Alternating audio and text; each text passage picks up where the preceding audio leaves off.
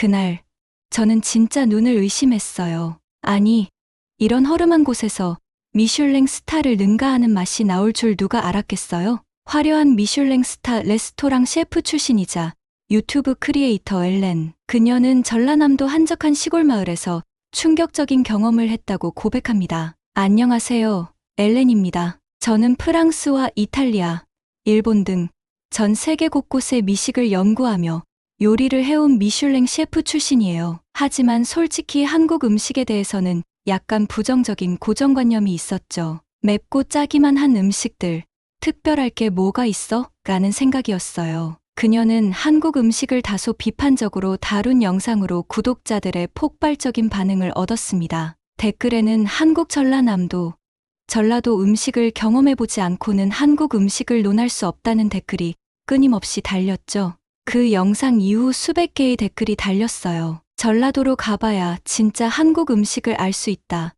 전주에서 백반 한번 먹어보면 생각이 완전히 바뀔 거다. 서울 음식만 먹고 한국을 평가하지 말라는 말들이었죠. 솔직히 좀 의아했어요. 서울도 별로였는데 시골에서 무슨 대단한 걸 맛볼 수 있겠어 싶었거든요. 그럼에도 그녀는 구독자들의 반응에 호기심이 생겼습니다. 정말 내가 뭔가를 놓치고 있는 걸까? 라는 의문이 들었고 결국 전라도로 직접 떠나보겠다는 결심을 하게 됩니다. 사실 제 진짜 속마음은 그랬어요. 제가 틀리지 않았다는 걸 증명하려고 간 거였죠. 한국 음식을 뭐 그렇게 자랑할 게 있나 라는 생각으로요. 그런데 제가 얼마나 오만했는지 그날 깨달았습니다. 솔직히 이곳에 도착하자마자 후회했어요. 바람은 쌩쌩 불고 비는 쏟아지는데 제가 묵기로 했던 게스트하우스도 굉장히 낡아 보였거든요. 내가 여기 왜 왔지? 하는 생각이 계속 들었죠. 그날 엘렌은 근처에서 식사를 해결하려고 마을을 둘러보던 중 허름한 간판이 걸린 작은 식당을 발견합니다. 그 식당을 처음 봤을 때 솔직히 말하면 너무 별로였어요. 간판은 빛발에 있고 유리창은 뿌옇게 먼지가 끼어 있었고 벽에는 오래된 벽지가 떨어져 나간 흔적이 그대로 보였어요. 이게 무슨 식당이지? 솔직히 전혀 믿음이 가지 않았어요. 게다가 비가 너무 세차게 내리고 있었기 때문에 선택의 여지도 없었죠. 엘렌은 어쩔 수 없이 그 식당으로 들어갑니다. 문을 열자마자 후회했어요. 실내는 더 허름했거든요. 오래된 나무 테이블과 삐걱거리는 플라스틱 의자들, 그리고 주방에서 혼자 요리하고 계신 할머니 한 분, 웨이터도 없고 메뉴판도 없었어요. 전 솔직히 제 자신에게 화가 났어요. 여기서 뭘 기대한 거야? 하면서요. 그럼에도 자리를 잡고 앉은 엘렌에게 할머니는 묵묵히 보리차 한 잔과 김치 몇 조각을 내줍니다. 김치를 한 입 먹었을 때 정말 깜짝 놀랐어요. 제가 알던 김치와 완전히 달랐거든요. 짜지도 맵지도 않고 배추 본연의 단맛이 살아있는 느낌. 그 순간 제가 처음으로 살짝 의문이 들었어요. 이곳에서 정말 뭔가 다른 걸 경험하게 될지도 몰라 하고요. 그러나 엘렌은 여전히 반신반의하며 음식을 주문했습니다. 그녀는 이 허름한 식당에서 나올 요리가 얼마나 대단하겠냐는 생각이 마음속에 남아 있었죠. 하지만 얼마 지나지 않아 그녀의 고정관념은 송두리째 무너지게 됩니다. 허름한 식당의 문을 열고 들어서자 엘렌은 눈앞의 광경에 멈칫했습니다. 낡은 나무 테이블과 삐걱거리는 의자들, 그리고 오래된 시계가 멈춘 듯한 조용한 분위기. 엘렌은 무의식적으로 실소를 터뜨렸습니다. 내가 이곳까지 와서 이런 곳에 들어오다니. 이게 무슨 미식의 발견이라고. 주방 한편에서는 할머니가 부지런히 움직이고 있었습니다. 가스레인지 위에서는 냄비가 끓고 있었고 작은 도마 위에서는 할머니의 손이 빠르게 움직이며 채소를 다듬고 있었습니다. 프랑스에서 미슐랭 스타 셰프로 일하며 가장 세련된 주방 환경에 익숙했던 엘렌은 이 모습이 굉장히 어색하게 느껴졌습니다. 손으로 직접 채소를 다듬는다고? 위생 장갑도 끼지 않고? 이건 음식점이라기보다 그냥 집밥 같잖아. 그녀는 창가 자리에 앉으며 깊은 한숨을 내쉬었습니다. 창밖으로는 여전히 굵은 빗줄기가 내리고 있었고 그녀의 실망감은 더욱 커져만 갔습니다. 내가 도대체 왜 이런 곳에 와 있는 거지? 잠시 후 할머니는 아무 말 없이 그녀의 테이블에 보리차 한 잔과 김치 몇 조각을 내려놓았습니다. 엘렌은 속으로 생각했습니다. 이게 다야? 제대로 된 메뉴판도 없고 기본적인 인사도 없다고. 그녀는 약간의 짜증을 억누르며 보리차를 한 모금 마셨습니다. 솔직히 그냥 빨리 먹고 나가자고 생각했어요. 하지만 그 김치 한 조각이 제 생각을 완전히 바꿔놨죠. 그녀는 김치 한 조각을 집어들었습니다. 얇게 썰린 배추에 고춧가루가 얹혀 있었고 겉보기엔 평범해 보였습니다. 그러나 첫 한 입을 먹는 순간 엘렌의 눈이 커졌습니다. 뭐지? 이건 내가 아는 김치 맛과 좀 다른데?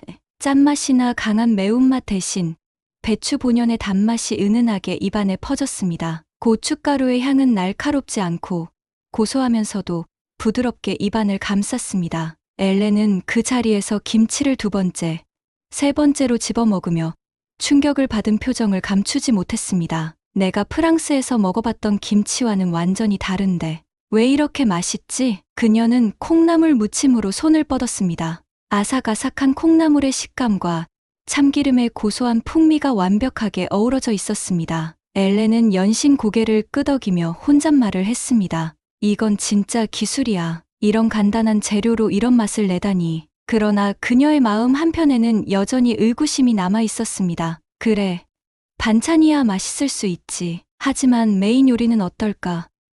이런 낡은 주방에서 정말 기대할 만한 음식을 만들 수 있을까? 그 순간 할머니가 무거운 쟁반을 들고 테이블로 다가왔습니다. 쟁반 위에는 하얀 쌀밥, 된장국, 그리고 고등어구이가 담겨 있었습니다. 솔직히 처음엔 별다를 것 없어 보였어요. 그냥 하얀 쌀밥 한 그릇, 투박한 된장국, 그리고 생선 한 마리. 프랑스에서의 화려한 플레이팅과 비교하면 너무 단순해 보였죠. 하지만 된장국을 한 숟가락 뜨는 순간 제 세계가 완전히 바뀌었어요. 된장국은 제가 생각했던 일반적인 된장국이 아니었습니다. 조개와 다시마, 그리고 오래된 된장에서 우러나온 깊고 진한 맛이 입안에 퍼졌습니다. 프랑스에서 먹어본 어떤 수프보다도 더 깊고 풍부한 맛이었어요. 된장의 고소함이 먼저 다가오고 그 뒤를 이어 바다의 짭짤한 풍미가 따라오는데 그 밸런스가 완벽했어요. 그녀는 눈앞의 음식을 다시 한번 바라보며 한동안 말을 잇지 못했습니다. 이게 어떻게 가능하지? 이런 소박한 식당에서 이런 국물이 나올 수 있다니. 고등어 구이를 먹었을 때의 충격은 더욱 컸습니다. 겉은 바삭하게 구워졌지만 속은 놀랍도록 촉촉했습니다. 간장 양념이 생선의 짠맛과 단맛을 완벽히 살려주더라고요. 프랑스 미슐랭 레스토랑에서도 이렇게 구운 생선은 먹어본 적이 없어요. 이건 진짜 대박이에요. 밥 위에 된장국을 얹고 고등어 구이를 함께 먹었을 때 그녀는 처음으로 한국 음식의 본질을 느낄 수 있었습니다. 된장국, 고등어, 그리고 밥이 완벽하게 어우러지며 서로를 보완하고 있었죠. 마치 각자 다른 악기를 연주하지만 함께 교향곡을 만드는 것처럼요. 그리고 그때 할머니는 주방에서 또 다른 음식을 들고 나왔습니다. 그것은 잡채였습니다. 잡채는 처음 보는 음식이었어요. 투명한 면발과 알록달록한 채소들이 섞여 있었는데 솔직히 비주얼만으로도 매료됐죠. 잡채를 한 젓가락 먹는 순간 엘렌은 다시 한번 충격에 빠졌습니다. 쫄깃쫄깃한 면발의 식감, 고소한 참기름의 풍미, 그리고 간장의 짭짤함이 완벽하게 어우러져 있었어요. 이 안에 정성과 이야기가 담겨 있는 것 같았어요. 잡채까지 모두 먹어 치운 엘렌은 도저히 참을 수 없었습니다. 그녀는 자리에서 일어나 주방 쪽으로 천천히 다가갔습니다. 주방 입구에서 머뭇거리던 그녀는 고개를 들고 여전히 분주히 움직이고 있는 할머니를 바라보며 조심스럽게 말을 걸었습니다. 할머니, 이 음식들 어떻게 만드신 거예요? 하지만 그녀의 서툰 한국어에 할머니는 당황한 듯 고개를 갸웃하며 엘렌을 바라봤습니다. 엘렌은 급히 몸짓으로 된장국, 고등어구이, 그리고 잡채를 가리키며 다시 한번 말했습니다. 너무 맛있어요. 비법을 알고 싶어요. 할머니는 잠시 엘렌을 바라보더니 작게 웃으며 고개를 끄덕였습니다. 비법. 특별한 거 없어. 그냥 따라와봐. 그 말에 엘렌은 주방으로 들어갔습니다. 주방은 작고 허름했지만 그 안은 마치 시간의 흔적이 고스란히 남아있는 공간처럼 느껴졌습니다. 낡은 도마, 오래된 양념통, 그리고 큰 된장 항아리들이 한쪽에 가지런히 놓여 있었습니다. 할머니는 주방 한쪽에 있는 작은 항아리를 가리키며 말했습니다. 이게 우리 집 된장이야. 내가 직접 담근 거지. 이 된장으로 국도 끓이고 고등어에도 양념을 해. 엘렌은 항아리 가까이 다가가 뚜껑을 열어보았습니다. 그 안에는 묵직하고 짙은 색깔의 된장이 담겨 있었습니다. 엘렌은 조심스럽게 된장을 한 숟가락 떠 맛을 보았습니다. 이건 그냥 된장이 아닌 것 같아요. 너무 고소하고 깊은 맛이 나요. 어떻게 이런 맛이 나는 거죠? 할머니는 웃으며 대답했습니다. 이 된장은 3년 동안 숙성한 거야. 시간 없이는 이런 맛이 안 나. 소금이랑 콩으로만 만들었지만 3년 동안 자연이 알아서 다 해준 거지. 엘렌은 고개를 끄덕이며 감탄했습니다. 3년이라니 프랑스에서도 발효 음식을 많이 다뤄봤지만 이렇게 오래 숙성시켜 맛을 끌어올리는 건 본 적이 없어요. 이건 정말 시간이 만들어낸 걸작이에요. 다음으로 할머니는 그녀를 김치가 담긴 또 다른 항아리 쪽으로 데려갔습니다. 김치 항아리의 뚜껑을 열자 매콤하면서도 시큼한 향이 공기를 가득 메웠습니다. 김치도 내가 직접 담가. 여기에 젓갈을 넣어야 깊은 맛이 나지. 엘렌은 놀란 표정으로 할머니를 바라보았습니다. 젓갈이요? 발효된 생선을 김치에 넣는 거예요? 그래, 젓갈은 짠맛을 내는 게 아니라 김치의 감칠맛을 줘. 그게 있어야 김치가 오래 숙성되면서도 맛이 변하지 않고 더 좋아져. 우리 집 김치는 6개월을 묵혀도 맛있어. 엘렌은 젓갈에 대해 들어본 적은 있었지만 이렇게 직접 사용하는 과정을 본 건 처음이었습니다. 할머니는 작은 그릇에 젓갈을 한 숟가락 떠 보여주며 말했습니다. 이 젓갈도 내가 시장에서 직접 사와. 공장에서 대충 만든 건 맛이 없으니까. 엘렌은 다시 한번 고개를 끄덕였습니다. 프랑스에서는 이런 방식의 발효가 좀 낯설어요. 그런데 이 젓갈이 김치의 감칠맛을 만든다니 정말 대단해요. 음식의 기본이 재료라는 걸 새삼 깨닫게 돼요. 할머니는 고등어를 꺼내며 다음 비법을 설명하기 시작했습니다. 고등어는 새벽마다 시장에 가서 제일 신선한 걸로 골라와. 생선은 신선하지 않으면 아무리 좋은 양념을 해도 맛이 없거든. 그녀는 고등어를 손질하며 말했습니다. 그리고 이 간장은 내가 직접 담근 거야. 여기에는 설탕이랑 생강을 살짝 섞어서 고등어 위에 발라. 그러면 비린내도 없고 간이 딱 맞아. 엘렌은 그 과정을 하나하나 유심히 지켜보았습니다. 고등어에 양념을 바르고 석쇠 위에서 굽기 시작하자 고소한 냄새가 주방 안을 가득 채웠습니다. 이건 그냥 굽는 게 아니라 불 조절이 중요해. 너무 세면 타고 너무 약하면 맛이 안 나. 할머니는 석쇠 위에 고등어를 뒤집으며 천천히 설명했습니다. 엘렌은 그 모습에서 조리 과정을 넘어선 장인정신을 느꼈습니다. 마지막으로 할머니는 잡채를 만드는 과정을 보여주었습니다. 당면은 뜨거운 물에 불리고 채소들은 하나하나 손질되어 따로 볶아졌습니다. 잡채는 각 재료가 따로 놀지 않고 함께 어우러지게 하는 게 중요해. 할머니는 큰 그릇에 볶은 채소와 당면을 담고 간장과 참기름을 살짝 넣어 조심스럽게 버무렸습니다. 그녀의 손길은 너무나 섬세했고 엘렌은 그 모습에 눈을 뗄 수 없었습니다. 이 안에 할머니의 정성 하나하나가 다 들어가 있네요. 엘렌은 감탄하며 말했습니다. 할머니는 웃으며 대답했습니다. 그냥 손님이 맛있게 먹으면 그걸로 됐어. 음식은 어려울 게 없지. 먹는 사람 생각하면서 만들면 되는 거야. 그 말이 엘렌의 마음에 깊이 새겨졌습니다. 음식을 만드는 비법을 하나하나 듣고 직접 보는 과정 속에서 엘렌은 마음 깊은 곳에서 무언가 울리는 것을 느꼈습니다. 주방에서 할머니가 김치 항아리를 열며 웃는 모습, 고등어를 뒤집으며 불 조절을 하는 숙련된 손길, 그리고 잡채를 섬세하게 버무리며 이야기하는 모습까지 이 모든 순간이 그녀에게는 음식 이상의 의미로 다가왔습니다. 내가 지금까지 생각했던 미식이라는 건 너무 화려하고 복잡한 것에만 갇혀 있었던 거구나. 모든 음식을 배우고 다시 자리에 앉아 그녀가 느낀 감정은 묘한 복잡함과 따뜻함이었습니다. 그녀는 한숨을 내쉬며 속으로 중얼거렸습니다. 왜 이렇게 부끄러울까? 내가 미슐랭 셰프라고 자부하면서도 사실은 가장 기본적인 것을 놓치고 있었던 게 아닐까. 할머니는 다시 그녀의 테이블로 다가와 환한 웃음을 지으며 물었습니다. 맛있게 먹었어요? 엘렌은 웃으며 고개를 끄덕였습니다. 너무 맛있어요. 그리고 제가 너무 많은 걸 배웠어요. 고맙습니다. 할머니는 아무렇지 않다는 듯 어깨를 으쓱하며 말했습니다. 그냥 좋은 재료 써서 정성껏 만들면 되는 거지 뭐.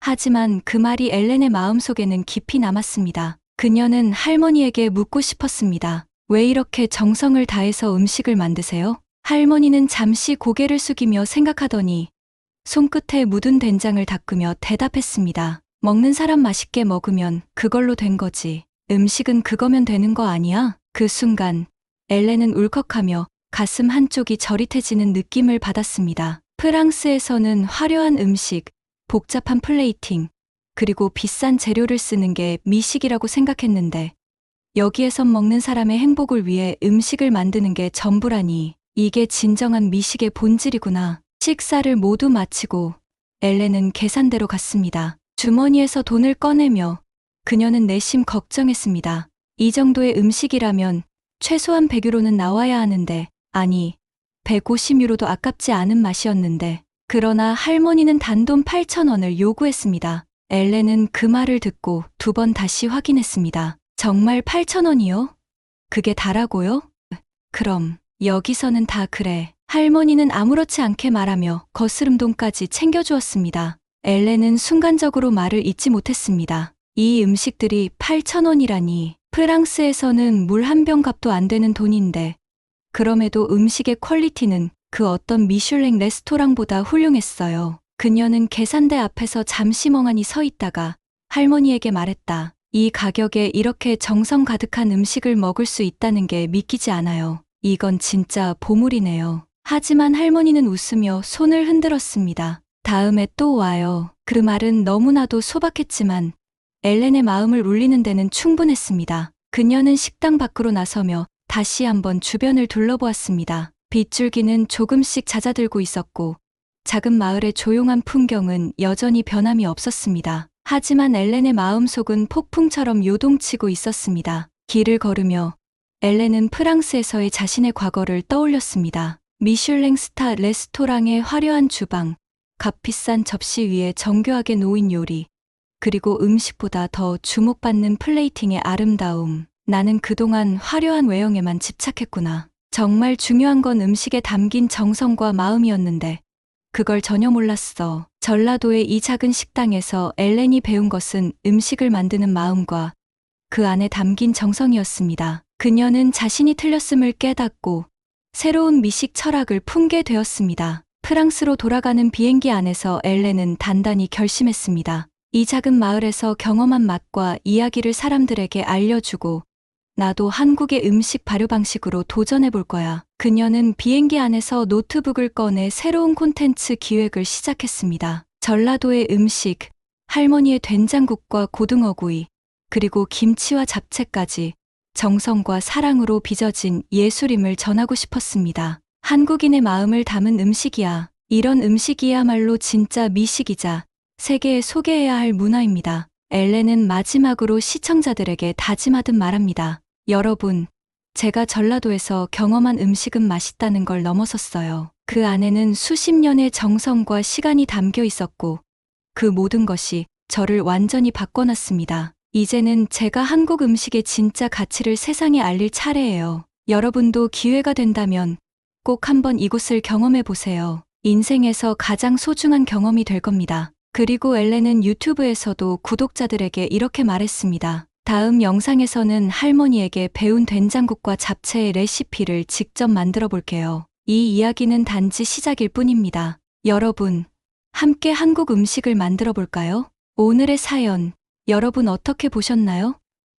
전라도의 작은 시골 식당에서 경험한 진정한 한국 음식, 그리고 그 안에 담긴 따뜻한 정성과 사랑, 정말 감동적이지 않았나요? 이렇게 자랑스러운 한국의 음식 문화가 더 많은 사람들에게 알려지고 전 세계에 널리 퍼질 수 있도록 구독과 좋아요는 큰 힘이 됩니다. 오늘도 끝까지 시청해 주셔서 정말 감사합니다.